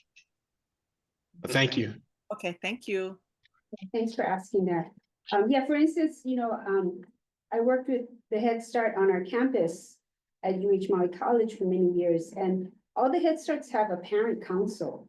And so, and those are families who they're qualified for Head Start because they're very low income. So, there's an already made, all these groups are already there. So if we had a specific question that applied, then EOEL could approach, or EFUN could approach the Head Start directors to see, can we ask your councils these questions? So it could be that kind of, we're getting the feedback, but not in the real formal structured kind of way. Does that make sense?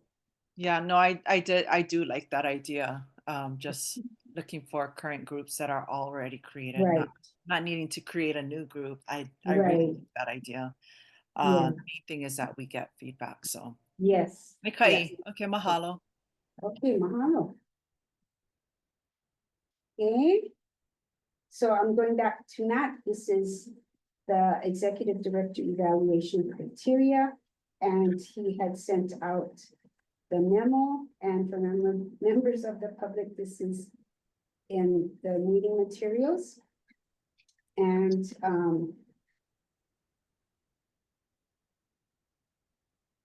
Okay, so we had presented this in October, but never had time to get to it October or November. And if you go to pages 3 and 4, that is the proposed evaluation criteria. And if you look in the chat, I'm providing an amended 2.3. So 2.3, the criteria is the characteristic is provides collaborative leadership across sectors and constituent groups in support of the early learning statewide plan. And then the measure will be develop a plan to create a list of the groups that exist that could be tapped for feedback in the future.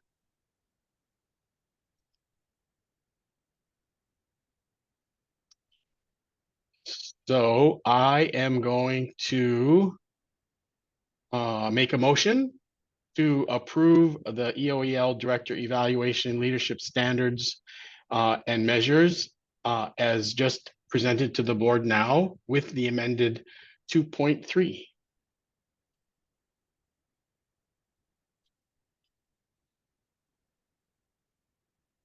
And just for everyone's information, governance committee worked with UCO on these so that she knows, and she's known about this. We're supposed to do this in August, but maybe next year we'll get it. So really appreciate your patience, UCO. And I know she's already tracking all of these things and more. So are there any questions from the board on the proposed criteria? Wait, Elaine, there's a motion. Yeah, this is Joni. I'll second. Okay. Thank you, Joni. Now, yes. Okay.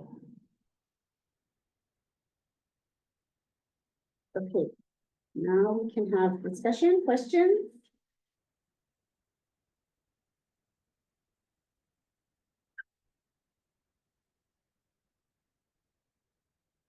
Okay, hearing none, the motion is to approve the list with the amended 2.3, which would strike the parent council, developing the parent council, and instead say develop a list of existing parent family groups that could be tapped for input.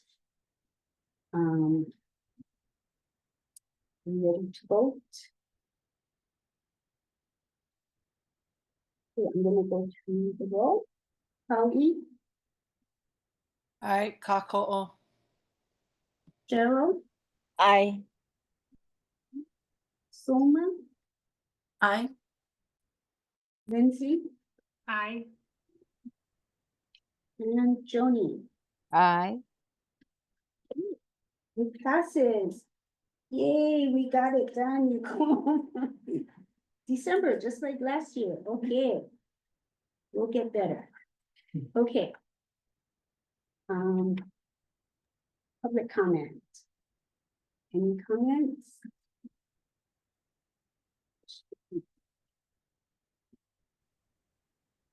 Oh, salary schedule. Back to Matt. All right. So this is a new item. This is new business. This is not something that was carried over. So as you can see in the memo, we met on November 15th. From the Finance Committee,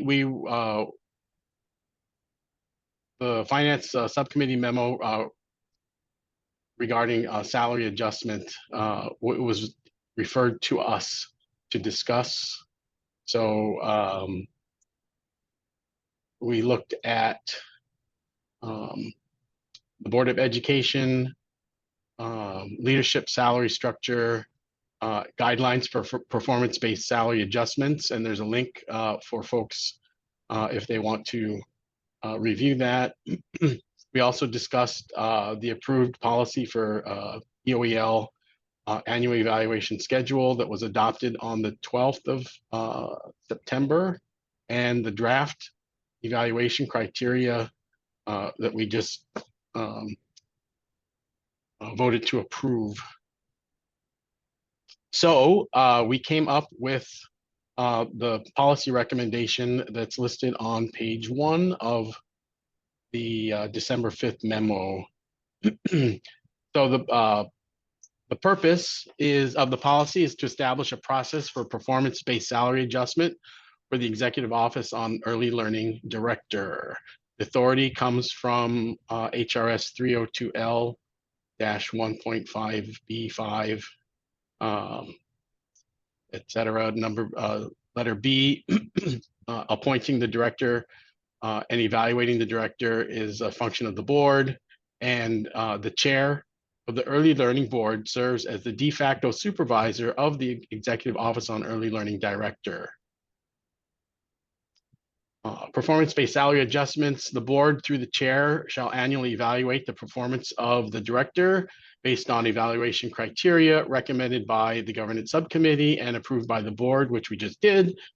The EOEL director, if meets or exceeds performance expectations as determined by the annual evaluation, is eligible for a 3% salary adjustment based on various market factors, etc. The chair may recommend no performance-based salary adjustment based on circumstantial conditions such as budget constraints or economic downturns.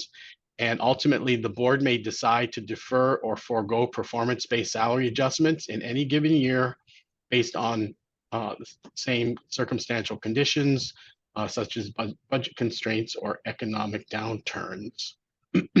So right now, we are not doing a vote because the vote will be in January. And so now it's open for questions and discussion.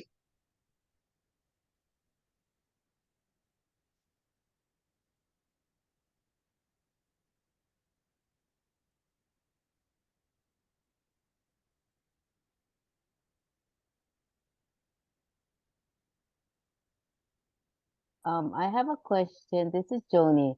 Yes, So Joan, go ahead. currently, there's nothing in writing regarding performance-based Salary adjustment. increase. Yeah, Correct. okay. We started from zero. This is a brand new thing that was referred to us from the Finance Committee when they were doing the salary adjustment. Okay, and then what happens, or are there criteria for staff? Salary adjustments for staff? So salary adjustments for staff. So the executive director's position is not a SR rating or excluded management rating. It's excluded and it does not have anything equivalent. All the rest of the staff are in bargaining units and they get step adjustments based on years of service and raises based on collective bargaining. Okay, okay, understood. Thank you.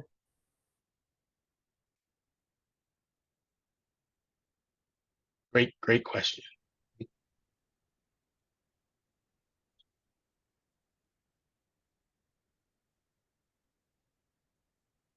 So we're not going to vote on it today. We are going to, it's introduced today. You know, the previous items were supposed to be introduced in previous meetings, but we ran out of time. So that's why we kind of like voted on it today. But this one, we have time to absorb and understand it. Next meeting, we'll ask again if there are any questions or discussion before we vote on it. Okay? Now, do you have anything else on that? No, if there's no other questions at the moment, as always, as folks in between, if you have a question, by all means, send it to me and we will bring it to the governance subcommittee. However, the governance subcommittee meeting, which is scheduled for next Friday, the 20th, is canceled. So I'll be sending out a cancellation for that, only because people are on leave, things are happening, and we'll reconvene in January. Give everyone a 1 month off holiday. Thank you. Okay, thank you. Thank Okay, you. thanks so much. So, any comments from the public on the proposed salary schedule? And this will be on the agenda for vote next month. Okay, the next item is the update on the harm to students registry, and I think Phil, you're on, yeah? You're here. Okay, thank you.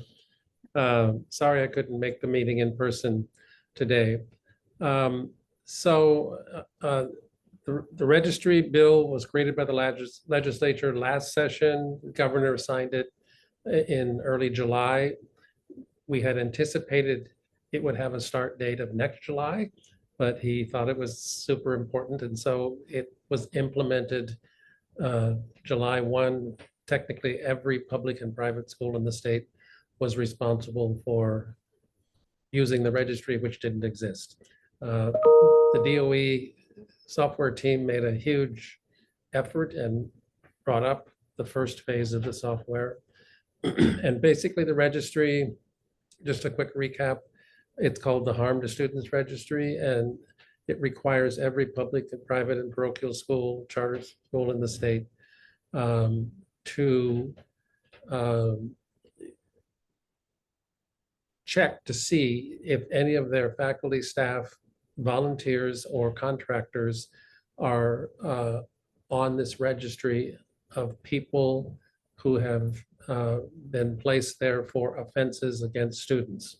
It's primarily oriented to sexual offenses, but also includes physical injury, psychological harassment type things that are serious enough to be place a person on this.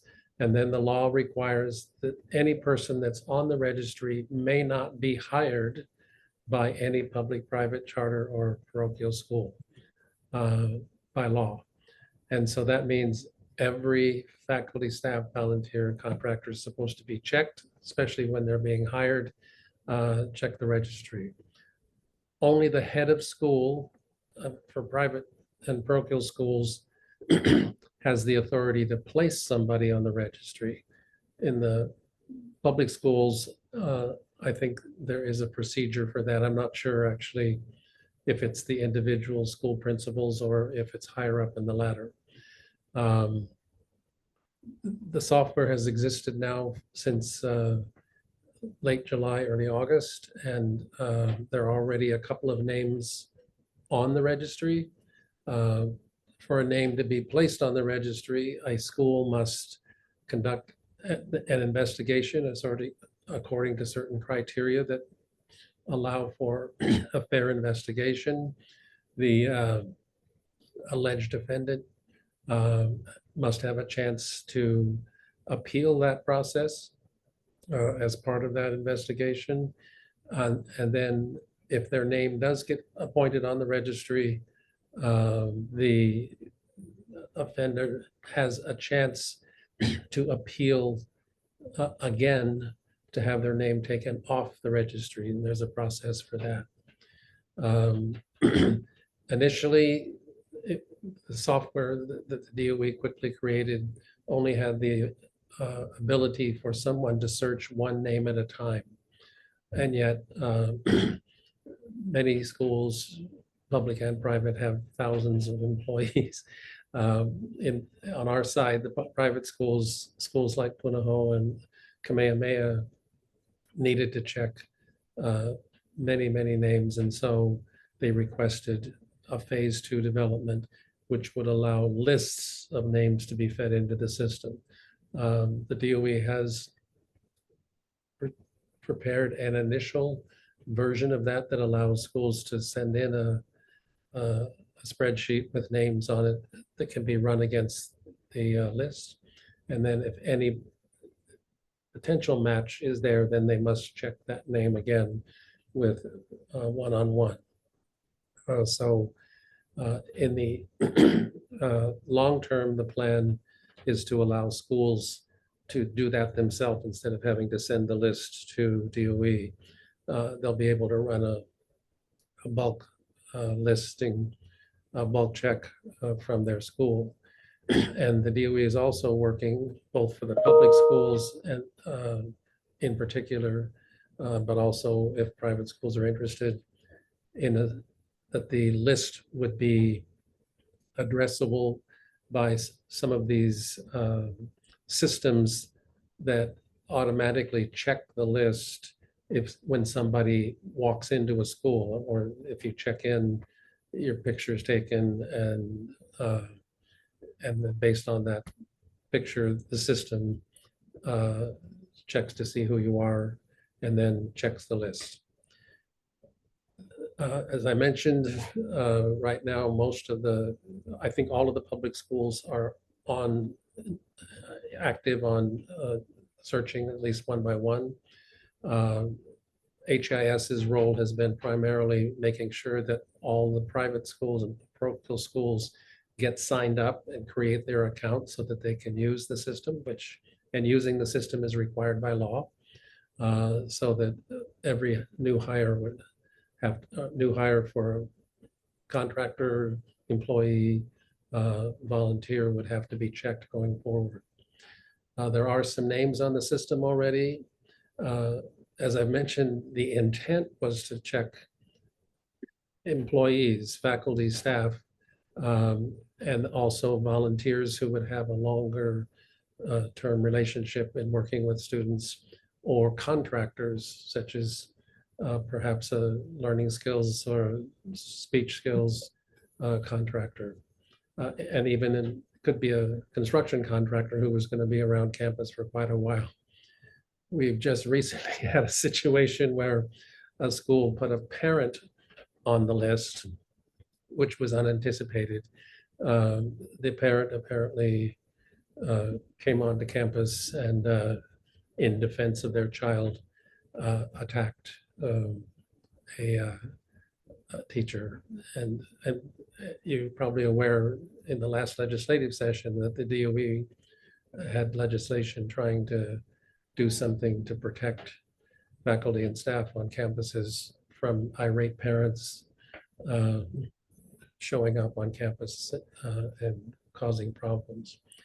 So since it's a new system and a new procedure, we are trying to figure out how to handle situations like this that were unanticipated. Thank you. I think that's all I have to offer. Yeah, thank you. And it is kind of light speed that this has happened for, a big system like DOE, and then HIS has a bunch of schools too. So the question for the early learning board though is about how if there are pre-K programs on a parochial campus, a private school campus, they would be covered, they could access the list. But the bigger question is, how would programs that are licensed or registered by DHS access this list? Because the harm doesn't start when they turn 5. And so last meeting, Dana had from DHS we were kind of brainstorming ways that this could happen. And I think Dana, you had mentioned maybe DHS could put on one of their applications, are you on this registry? Another idea I had was, do we educate programs, all the registered and licensed programs, and then have them put on their job applications, are you on this registry? But the bigger question then is how would DHS be able to check then? I'm not sure what the best procedure or mechanism is.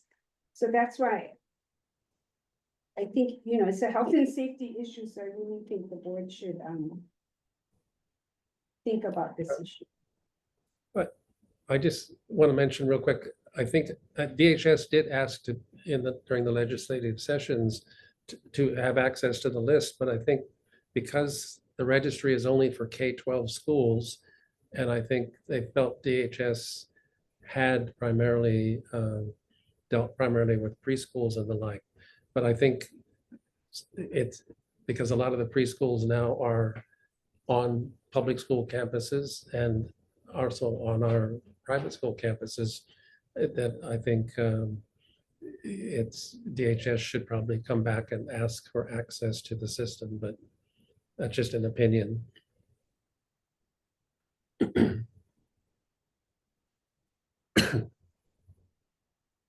That would be something that DHS would do through the legislative session, or? Yeah, I think that's the case, because the registry was conceived as only covering K-12 schools in the state. But a lot of people who perhaps did something, got on the registry and can't get a job in the DOE or the HAS schools, and then they go work for DHS, a preschool that's covered by licensing of DHS. So I certainly see the need to be able to continue to track those offenders. Dana, have you guys been able to discuss it at all, or? Yeah. I've had some discussion with our AG's office. I think we were talking about maybe Phil's right. We did ask during legislative session to have access to the registry, but they left us out. I think in the meantime, we were talking about adding some kind of either consent or like a self attestation on our background check form that they indicate whether or not they're on the harm to students registry, while we figure out how we can gain access to the registry ourselves. And I think it is it would be an amendment to the act. So I think for now, we'll continue our conversation with our AG's office to see what we can do in the meantime, while we try to figure out how we can get that access. Thank you. I appreciate that you guys are looking at it and figuring out how to do it. So I guess my next question for the board is, do you want me to keep this on the agenda just so we kind of an update Should we do it, if so, should we do it monthly, every other month? What are your thoughts?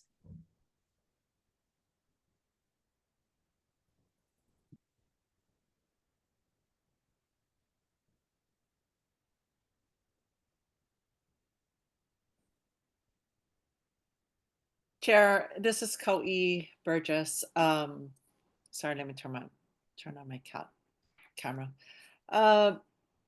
It's such an important topic, and I'd be interested in getting updated by DHS as there are updates, or if there are requests for kokua from the ELB or even from the community, maybe legislative kokua, testifying and whatnot as needed. So that would be great. I'm not sure if it needs to be on the agenda, but if we Right. can get updated when there is an update. Okay, This so Dana is, could, that, this is Joni. I concur with Kawi. yes, thank you. Dana, could we do that? And if there's an update, then you could let me know, and then I could put it on the agenda. Would that work? Yeah, that would work. Okay.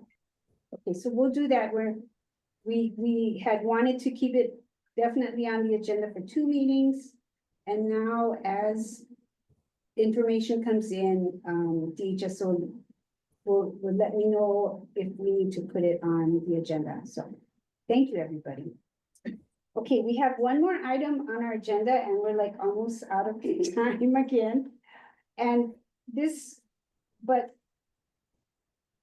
again, this is for the proposed, we won't take action today, but I would like to share with you my current thoughts on this. So this is a proposed system communication and collaboration committee. So this would be kind of a, it would be a pretty big ad hoc committee. So ad hoc meaning it would have a 2-year time span. I'm thinking it would be good to start with an ad hoc. If we see that it needs to become a standing committee, then the board can take that action as it goes along. But at least with a 2-year time frame, then there's like a deadline, right? That we need to get some work done for this committee. So what this committee, as I keep thinking about it, it's gonna be, I'm wondering if we need a facilitator, because this is a big piece. We have many, many pieces in our system of systems. And I don't, everybody has their own full-time job. That all of you guys have your own jobs. I stay retired. I don't want to chair this, but I want to see it done. So anyway, my thoughts are, do we need a facilitator for this? What would the concrete results be? I have some ideas on that, but that's kind of, oh, I should go on. That's kind of where my thoughts are at right now. And we heard earlier that the current state plan is in there's a new plan in development through the PDG grant. I think instead of possible action today, because governance isn't going to meet in December anyway, I just wanted to put those thoughts out there and wanted to hear any other thoughts, any ideas we need to be aware of. So, what do you guys think?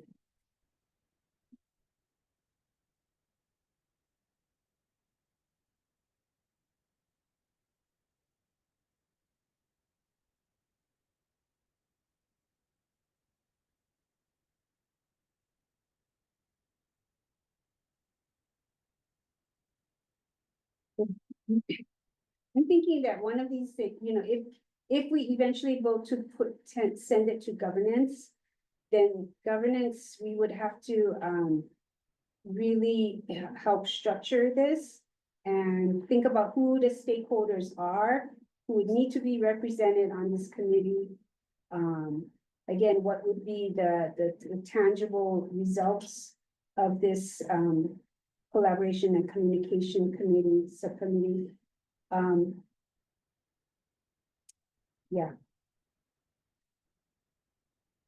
And, you know, we heard from earlier reports, like, UCO's on the counties well, county coordinators, we're gonna have them come in February to explain, their roles in the early learning system and how that works, which is kind of different in each county.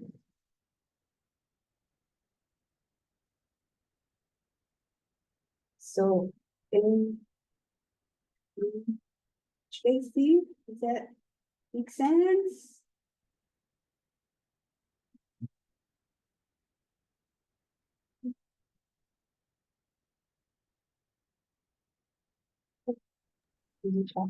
Sure, what is the question? I- Does it make sense to have an ad hoc standing committee? To have this on communication and collaboration.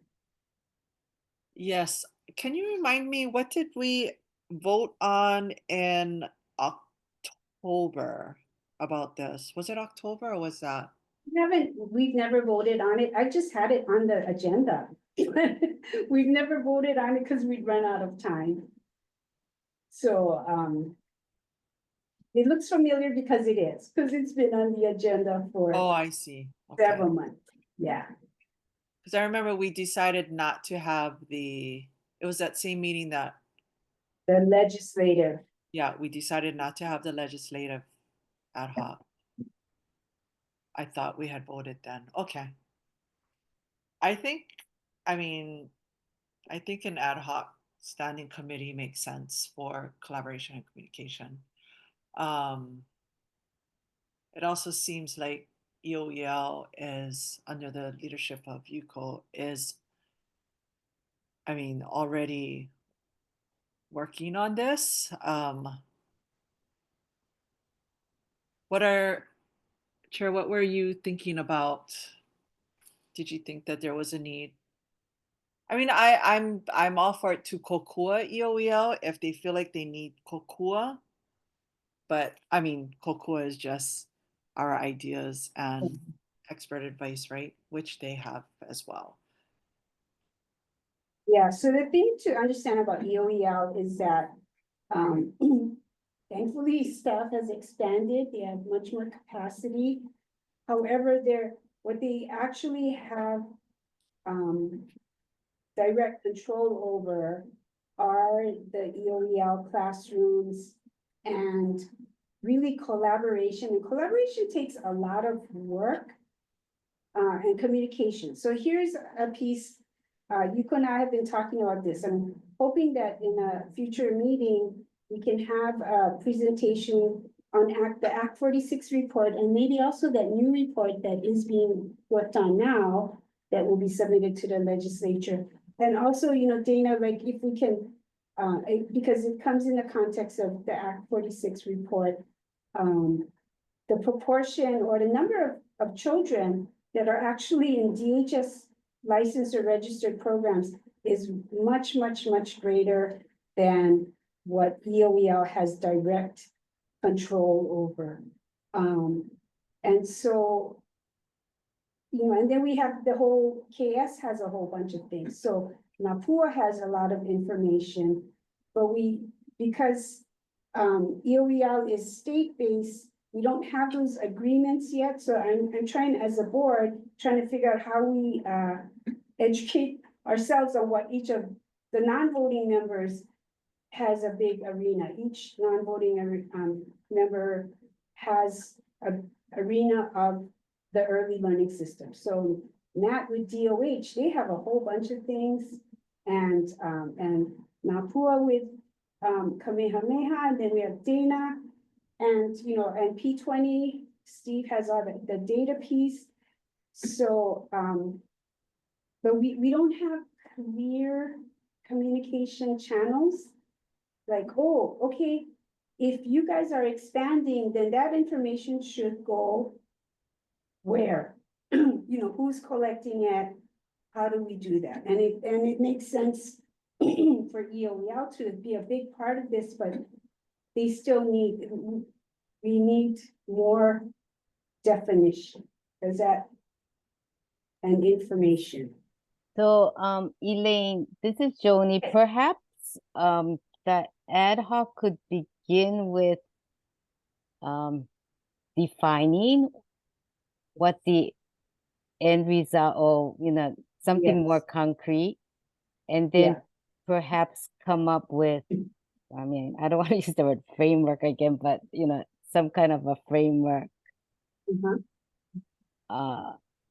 with whatever because I agree, because I remember that diagram that you showed, Yuko, in our first meeting, and that was kind of overwhelming to see all of the different players, and whether they intersect or they don't intersect, or what is their role. And then I remember Yuko saying that EOEL is not necessarily responsible for them, but then they all have to work together, right?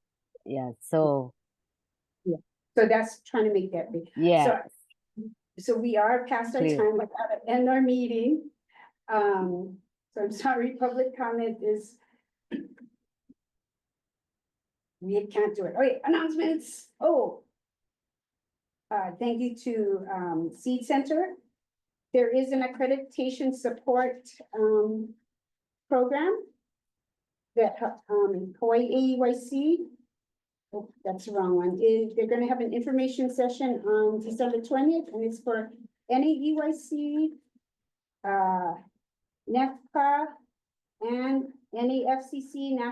NEFPA is National Early Childhood Program Accreditation, and NAFCC is National Association of Family Childcare.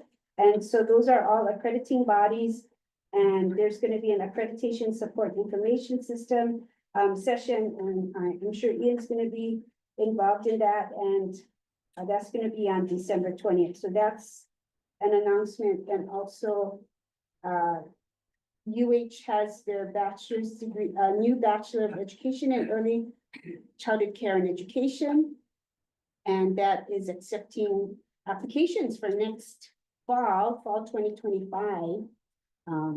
That degree will start, which is really amazing.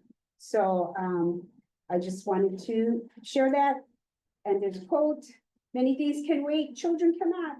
Today their bones are being formed, their blood is being made, their senses are being developed. To them we cannot see tomorrow. Their name is today. And please, happy holidays to everybody, and mahalo to everybody.